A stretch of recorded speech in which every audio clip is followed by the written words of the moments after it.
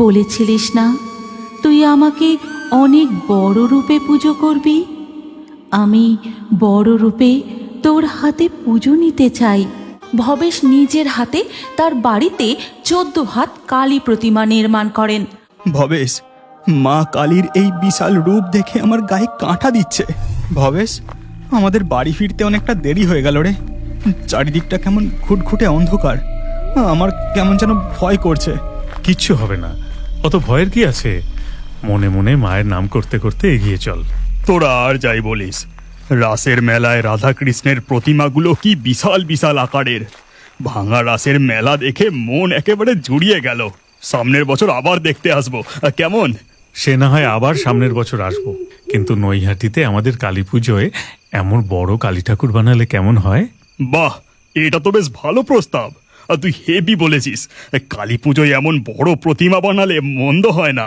4 বন্ধু গল্প করতে করতে জঙ্গলের মধ্যে শ্মশানের পথ ধরে নদীর ঘাটের দিকে যেতে থাকে। ঠিক তখনই এক ছাতিম গাছের ডালে এত রাতে এই পথে কারা যায়? বুকে মনে হয় একদম ভয় ডর নেই। যাই, বেটাগুলোকে ধরে মজা দেখায়। এই কথা বলে ডাইনি ছাতিম গাছ থেকে সোজা তাদের সামনে এসে পথ আটকে দাঁড়ায়। ওরে বাবা, এ যে এক ডাইনি! ভবেশ, আমি তোকে বলেছিলাম না জঙ্গলের এই পথটা ভালো না। আমি অনেকক্ষণ থেকে এই ভয়টাই পাচ্ছিলাম। নিশুতি রাতে জঙ্গলের পথে গাছের ডালে ডালে শাকচুন্নি পেতনিরা জাগে। এই কথা বলে ডাইনি হাত বাড়িয়ে গদাইকে ধরে। ঠিক তখনই আর কোনো উপায় দেখতে না পেয়ে ভবেশ জোরে জোরে মা কালীর মন্ত্র জপ করতে থাকে। ওম সর্বমঙ্গল মঙ্গলে শিবে সর্বার্থ সাধিকে শরণ্যে ত্রম্বকে গৌরী নারায়ণী নমস্তুতে।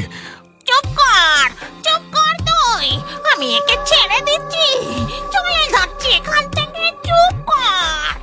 এই বলে সাথে সাথেই ডাইনি সেখান থেকে অদৃশ্য হয়ে চলে যায়।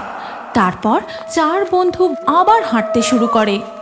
এই, আমাদের পিছনে নূপুরের শব্দ। আবার আমাদের কে পিছু নিল? খবরদার, কেউ পিছনে তাকাবি না, তোরা শুধু চুপচাপ হাঁটতে থাক। তারা কেউ পিছন ফিরে তাকায় না। দেখা যায় তাদের পিছু পিছু কে যেন নূপুর পায়ে হেঁটে চলেছে। এরপর তারা যখন হাঁটতে হাঁটতে নদীর ঘাটের কাছাকাছি পৌঁছায়, আরে, ওই নূপুরের শব্দটা তো আর পাওয়া যাচ্ছে না। 4 বন্ধু পিছনে তাকিয়ে দেখে যে সেখানে কেউ নেই, শুধু একটি জবা ফুল পড়ে আছে। তাদের দেখে মাঝি জিজ্ঞাসা করে, কি বাবুরা, এই নিশুতি রাতে তোমরা কোত্থেকে আসছ? কোথায় যাবে গো? ভাঙারাসের মেলা দেখে ফিরছি গো, নৈহাটি যাব। ওইদিকে জঙ্গলের পথটা তো ভালো নয় গো বাবু, পথে কোনো অসুবিধে হয়নি তো? যাকগে, আর তোমরা দেরি করো না, নৌকোয় চেপে বসো নৌকোয়। এরপর মাঝি নৌকা ছেড়ে দেয়। তারপর তারা মাঝিকে সমস্ত ঘটনা খুলে বলতে থাকে। সে আর কেউ নয় গো, মা তারা ছিল। মা তারাই তোমাদের রক্ষা করেছে। জয় মা তারা, জয় মা তারা। এরপর কেটে যায় প্রায় 1 বছর। এমনই একদিন সকালবেলা এক চায়ের দোকানে 4 বন্ধু বসে কালী পুজোর পরিকল্পনা করতে থাকে। ভবেশ, কালী পুজো আর বেশি দিন নেই রে। আমাদের এবার কাজ শুরু করতে হবে। শুরু তো করব, কিন্তু এবারে কাছে যে বেশি টাকা পয়সা নেই রে। কি করে কি হবে কি জানি। ভবেশ, ওসব তুই চিন্তা করিস না, সব হয়ে যাবে। আমরা ঠিক সব ব্যবস্থা করে ফেলবো। আরে, আমরা সবাই মিলে চাঁদা তুলবো, আর তাহলে তো আর কোনো অসুবিধা হবে না। না গদাই, এ আমার বাড়ির পুজো, পাড়া প্রতিবেশীর থেকে কেন চাঁদা তুলবো? এরপর 4 বন্ধুর চা খাওয়া হয়ে গেলে টাকা মিটিয়ে যে যার বাড়ি ফিরে যায়। হ্যাঁ রে ভবেশ, কিছু কাজের খোঁজ পেলি বাবা? সামনে যে কালী পুজো, কিভাবে যে মায়ের পুজো হবে কি জানি। অনেক কলকারখানায় কাজের খোঁজ করলাম গো মা, কিন্তু সবাই ওই একই কথা বলে, এখন কোনো কাজ নেই। হে মা তারা, আমার ছেলেটার কিছু একটা কাজের ব্যবস্থা করে দাও। এই দরিদ্র সংসারে একটু মুখ তুলে চাও মা। এরপর ধীরে ধীরে বিকেল গড়িয়ে রাত হয়ে যায়। গভীর রাতে সবাই যখন ঘুমিয়ে, তখন হঠাৎ ভবেশ, ভবেশ, তুই সেই কথা ভুলে গেলি নাকি? বলেছিলিস না তুই আমাকে অনেক বড় রূপে পুজো করবি। আমি বড় রূপে তোর হাতে পুজো নিতে চাই ভবেশ, ভবেশ। ভবেশের স্বপ্ন ভাঙতেই সে আঁতকে বিছানায় উঠে বসে। মা কালীর এমন স্বপ্ন দেখে ভবেশ মনে মনে বলে, সত্যি তো, গতবারে নবদ্বীপের রাসের মেলা দেখে ফেরার সময় আমরা বলেছিলাম বটে যে অনেক বড় কালী মূর্তির পূজা করব। জয় মা তারা, জয় মা তারা। সেই রাতে ভবেশের আর ঘুম আসে না। এরপর ধীরে ধীরে সকাল হয়ে যায়। সকালবেলা ভবেশ যখন চাকরির খোঁজে বাড়ি থেকে বেরোতে যাবে, তখন দাঁড়া বাবা, দুমুঠো কিছু খেয়ে যা। না মা, আজ অনেকগুলো কারখানায় খোঁজ নিতে যেতে হবে, দেরি হয়ে যাচ্ছে মা, আমি এলাম। হে মা তারা করুণাময়ী, তুমি ছেলেটার একটা চাকরির ব্যবস্থা করে দাও মা। এরপর ভবেশ বাড়ি থেকে বেরিয়ে একের পর এক কলকারখানায় চাকরির জন্য খোঁজ নিতে থাকে, কিন্তু সব জায়গাতেই তাকে হতাশ হয়ে ফিরতে হয়। ক্লান্ত হয়ে সে যখন একটি চায়ের দোকানে বসে চা পান করছিল, ঠিক তখনই একটি মেয়ে তার কাছে আসে। বাবু, ও বাবু, আমাকে একটি বিস্কুট কিনে দেবে গো? দেখো না, আমি এই কাগজের টুকরোটা দোকানদারকে দিলে সে আমাকে বকা দিয়ে তাড়িয়ে দেয়, একটাও বিস্কুট দেয় না। আরে পাগলি, এটা যে একটা খবরের কাগজের টুকরো, এটা কোনো টাকা নয়। আচ্ছা বেশ, তোর এই কাগজের টুকরোটা আমাকে দে, আমি তোকে বিস্কুট খাওয়াচ্ছি। ঠিক আছে গো, এই নাও, এই নাও। ভবেশ মেয়েটির কাছ থেকে খবরের কাগজের টুকরোটা নেয়। তারপর সে দোকানদারকে বলে, দাদা, দুটো ওই ভালো বিস্কুটটা দাও তো।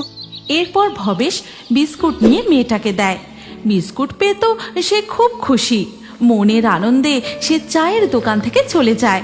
ভবেশ বসে মেয়েটির দেওয়া খবরের কাগজের টুকরোটি দেখতেই সে লক্ষ্য করে, আরে, এখানে যে চাকরির বিজ্ঞাপনের খবর দেওয়া, আমি এত খোঁজ করলাম কিন্তু এই পাটকলেই তো যাওয়া হয়নি, এটা তো একদম কাছেই। ভবেশ আর এক মুহূর্ত দেরি না করে সেই পাটকলে ছুটে যায়। সেখানে তার লেখাপড়ার সমস্ত কাগজ দেখাতেই, আমরা তো তোমার মতোই একজন শিক্ষিত লোক খুঁজছিলাম, তুমি কালকে থেকেই আমাদের অফিসে জয়েন করো। হ্যাঁ, অবশ্যই, আমি কালকেই জয়েন করব। ভবেশ নতুন চাকরি পাওয়ার খুশিতে সোজা বাড়ি ফিরে যায়। তারপর তার মাকে আজকের আশ্চর্য ঘটনার কথা খুলে বলে। হ্যাঁ রে, ওই মেয়ের পায়ে লাল আলতা আর কপালে লাল টিপ ছিল কি? হ্যাঁ ছিল তো, সে আবার এমন কি কথা, ছেলে মানুষ, তাই পায়ে আলতা কপালে টিপ পরে সেজেছে। ও ভবেশ, তুই যে তাকে কাছে পেয়েও চিনতে পারিসনি রে বাবা। আজ মা স্বয়ং এসে তোর চাকরির ব্যবস্থা করেছেন। জয় মা তারা, জয় মা করুণাময়ী। এরপর ধীরে ধীরে কালী পুজোর দিন এগিয়ে আসতে থাকে। মা কালীর স্বপ্নাদেশ মতো ভবেশ নিজের হাতে তার বাড়িতে 14 হাত কালী প্রতিমা নির্মাণ করেন। ভবেশের বন্ধুরাও তাকে হাতে হাতে সাহায্য করে। ভবেশ, মা কালীর এই বিশাল রূপ দেখে আমার গায়ে কাঁটা দিচ্ছে। পদ্মের ন্যায় তার চোখ। ডান দিকের উপরের হস্ত দিয়ে মা আশীর্বাদ করছেন, তার নিচের হস্তে মা জল ভরা সন্দেশ ধারণ করেছেন।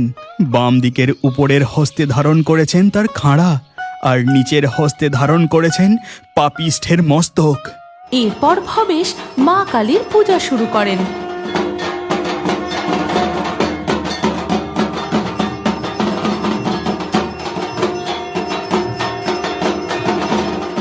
মা, মা গো, তুমি সত্যি আছো।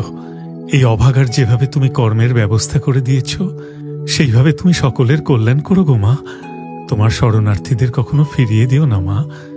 জয় বড় মায়ের জয়, জয় বড় মায়ের জয়, জয় বড় মায়ের জয়। এরপর থেকে ধীরে ধীরে নৈহাটির বড়মার মহিমা দিকে দিকে ছড়িয়ে পড়ে। দূর দূরান্ত থেকে ভিন্ন ধর্মের ভক্তরা বড় মার কাছে ছুটে আসে। তাই ভবেশ চক্রবর্তীর পরিবারের বড় মায়ের পূজাকে সর্বসাধারণের জন্য উন্মুক্ত করা হয়, যেন তিনি সকল ভক্তের মা। তাই তো বড় মা কখনো কাউকে খালি হাতে ফিরিয়ে দেন না। বড় মা খুবই জাগ্রত। শোনা যায় এমনই কালী পুজোর আগের দিন গভীর রাতে ছমছম নুপুরের শব্দ করে লাল পাড় সাদা শাড়ি পরা কে যেন গঙ্গার ঘাটের দিকে চলে যায়। তোমরা যদি নৈহাটির বড়মার এমনই আরও অলৌকিক ঘটনার কার্টুন দেখতে চাও, তাহলে কমেন্টে নেক্সট পার্ট অবশ্যই লিখো। আর এই ভিডিওটিও তোমার প্রিয়জন ও পরিবারের সাথে অবশ্যই শেয়ার করে পাঠিয়ে দিও। এই গল্পের পরবর্তী পর্ব যদি তোমরা দেখতে চাও, তাহলে কমেন্টে নেক্সট পার্ট অবশ্যই লেখো। আর আমাদের ফেয়ারি টুনস বাংলা ফেসবুক পেজটি এক্ষুনি ফলো করে নাও। এই গল্পটি ভালো লাগলে লাইক দিয়ে শেয়ার করে দাও।